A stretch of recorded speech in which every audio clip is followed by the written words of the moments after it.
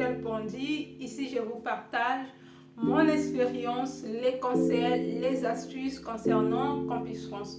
Cette vidéo est consacrée pour tout ce qui concerne la procédure Campus France 2024. Comment réussir cette procédure Campus France, c'est ce qu'on va voir dans cette vidéo juste après.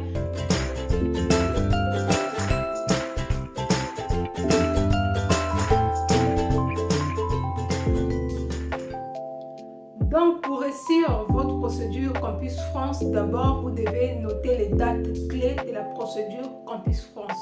Vous devez savoir quelles sont les dates clés, les périodes, qu'est-ce qu'il faut faire à chaque période. Deuxièmement, après avoir mémorisé ou repéré les dates clés, vous devez passer maintenant à l'étape suivante, faire des recherches avant de remplir votre panier de formation, avant de choisir votre établissement, votre université. Vous devez faire des recherches. La première recherche que vous devez faire, c'est de vérifier les conditions d'admission dans chaque université que vous avez choisie. Allez-y regarder par exemple votre parcours à vous. Dans l'onglet formation, si vous allez faire GRH, vous tapez GRH dans l'université par exemple de Montpellier et vous allez tomber peut-être à l'université de Paul Valéry. Vous allez l'onglet formation, vous allez voir le niveau de votre parcours que vous avez choisi et vous allez l'onglet formation de votre parcours. Normalement, ça va vous afficher les objectifs de la formation, les débouchés de la formation, les prérequis de la formation, les conditions d'admissibilité. Regardez les conditions d'admission de cette université. Par rapport aux conditions d'admission, vous pouvez avoir une idée par rapport à votre dossier, par rapport à vos moyennes. Peut-être on demande d'avoir 12 de moyenne, peut-être on demande d'avoir 11, ça dépend de votre dossier. Et ça ne sert à rien de falsifier vos moyennes, surtout quand vous êtes en Afrique. Déjà ici, on sait qu'en Afrique, ce n'est pas les mêmes conditions, ce n'est pas des mêmes programmes. Ce sont les mêmes programmes, mais le fond des cours ne reste pas le même.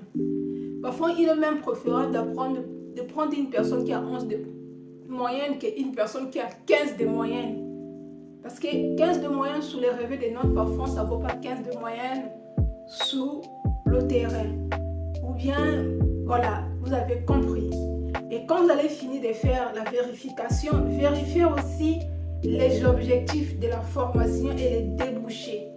Ce sont des éléments qui vont vous permettre de bien rédiger votre lettre de motivation et votre projet professionnel. N'oubliez pas que l'aide de motivation et le projet professionnel fait l'objet de votre niveau de langue. Parce que ceux qui sont en Afrique francophone, vous n'avez pas le droit, vous ne pouvez pas fournir une attestation de langue parce que vous faites vos études.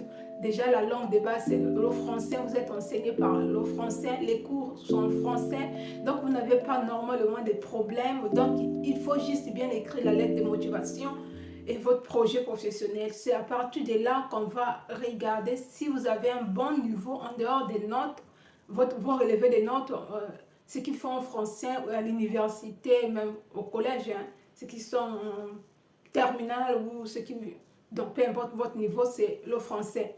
Donc, c'est la lettre de motivation. D'où l'importance, quand vous rédigez la lettre de motivation, faites au moins demander à une personne de regarder. Peut-être vous avez oublié peut-être vous avez fait certaines erreurs sans faire attention. En dehors de français, en dehors de ça, vous devez passer l'entretien. N'oubliez pas l'entretien, c'est le moment clé de votre procédure Campus France. C'est le moment clé où on va regarder si vous avez le niveau de langue, vos motivations, votre projet d'études. Ce sont des 3 éléments à laquelle Campus France va regarder, va mettre en avant pour évaluer votre dossier, pour donner son avis. Vos motivations, pourquoi vous avez choisi telle formation, pourquoi telle université, c'est à vous de bien rédiger la lettre de motivation pour que les questions soient faciles aussi Parce que si c'est vous-même qui avez rédigé la lettre de motivation, normalement, vous n'avez pas de problème à répondre à votre lettre de motivation, des questions qu'on va vous poser, ou encore votre projet d'étude. D'où l'importance de bien faire les choses. Après, je disais toujours le niveau de langue. Le niveau de langue pour ceux qui sont en Afrique francophone, ce sont vos notes. Si vous avez eu français comme matière, ce sont les notes que vous avez eues pendant les cours de français et la rédaction de votre lettre de motivation projet professionnel, le CV. Il faut savoir aussi éviter vraiment quand vous faites le choix de vos niveaux. Quand vous candidatez, par exemple, vous avez envie de postuler en L3.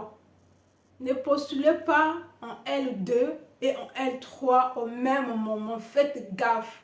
Ça rassure que vous ne savez pas ce que vous avez envie de faire.